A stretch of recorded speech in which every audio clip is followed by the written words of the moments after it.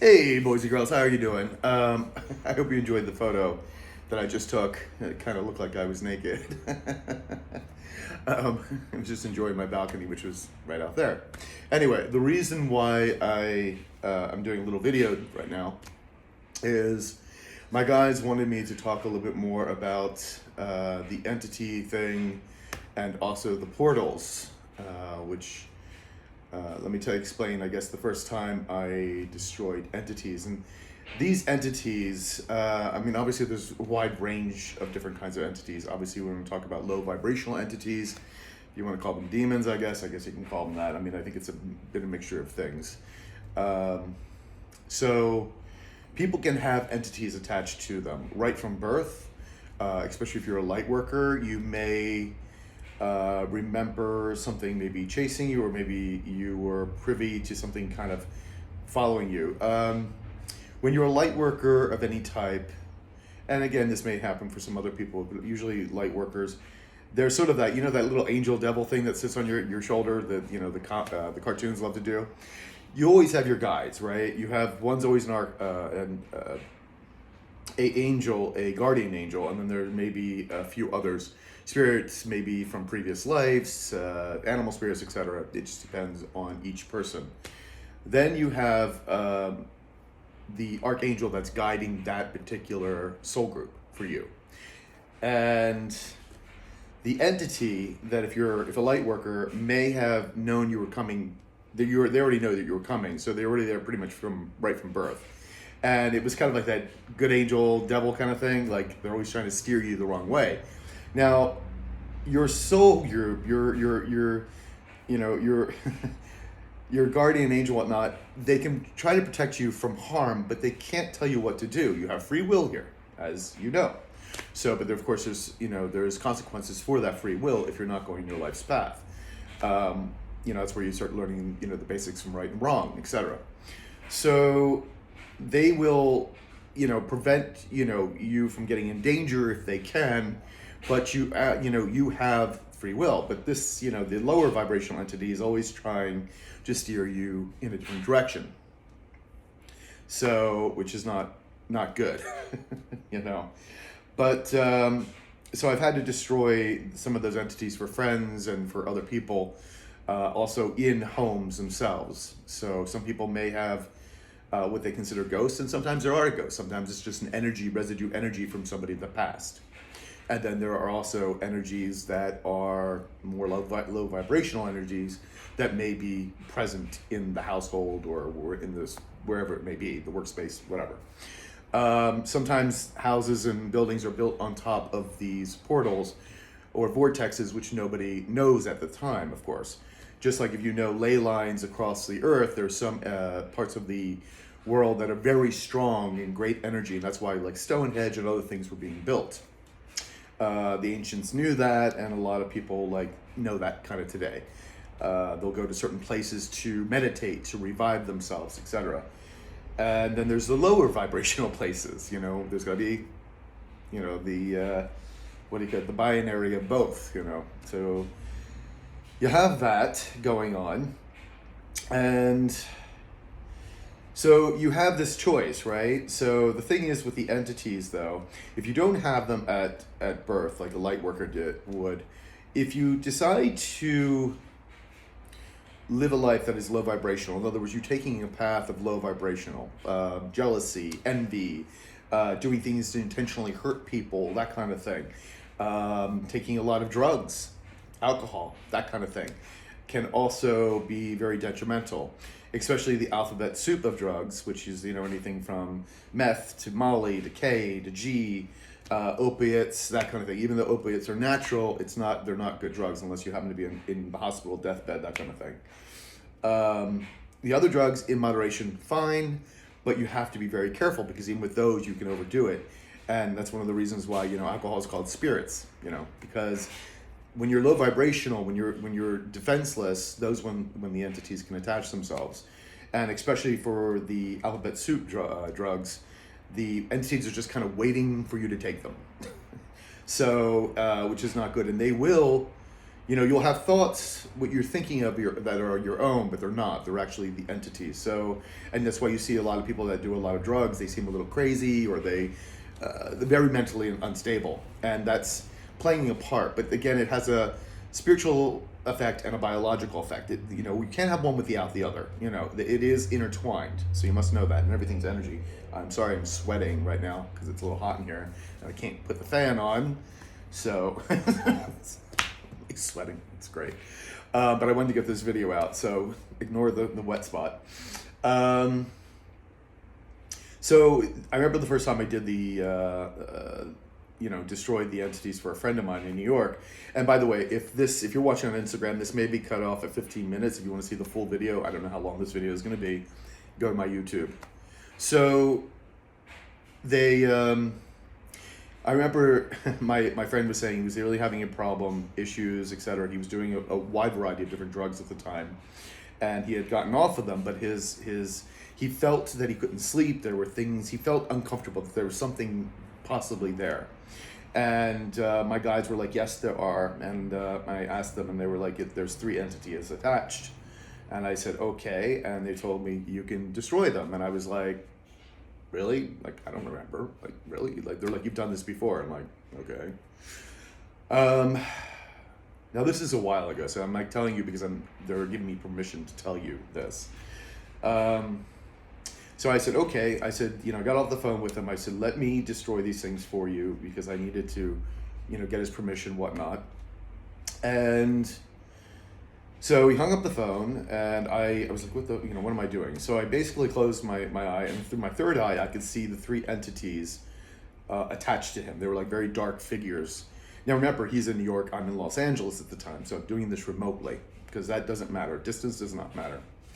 There's also things, if you want to go like through the science realm of entanglement and that kind of thing. It's like so distance does not matter, when you're talking about energy.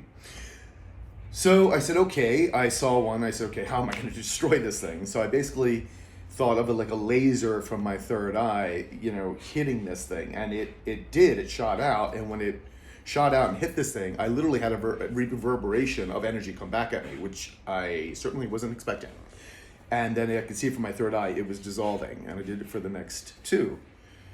And I called them back. I said, they're gone. I said, however, keep your vibration high. Don't do the drugs, because those particular drugs are going to you're going to gain new ones. The other ones I've destroyed are gone. They're gone. They're not going to come back. They're gone. So I've had to do that for quite a few other people. And again, I can do it for others as well. If you feel like you have, vibrational entities attached to you, low vibrational entities.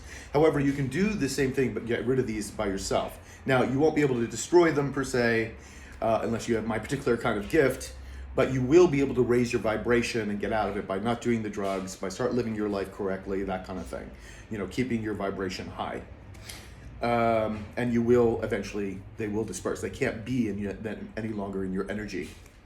So the portal thing happened in Malibu, in a house in Malibu with a friend of mine. I can't really give you too much details about it, but his father worked for the government and is dead now. But he was kind of keeping those portals kind of in check, trying to keep anything from coming out. The reason being that these portals were open. They were open in Malibu, and when the Native Americans left, there became a gap in the energy. The Native Americans, were keeping the energy of the land in balance. When they left, of course, these portals were allowed to open. And of course, the Gettys moved right in and bought the property later on. And of course, I'm not going to go there, but just kind of assume it wasn't great for the Gettys to buy it. That's all I'm going to say. And I got my watch batch is growing bigger. This is so funny. So these houses in Malibu were built on these portals, and not anybody knowing. And so my friend, they were right on the beach, right on the cliff, because there's a cliff up, and they're like the house that can see the entire beach or entire ocean. So his father had bought the house, and the house next to them was the first owner committed suicide in the garage. Not a great indicator. So the father bought the house right next to it. I mean, why would anybody buy the house right next to it when somebody just died in it? But that's because the father knew what was going on. So there were 5 open portals there.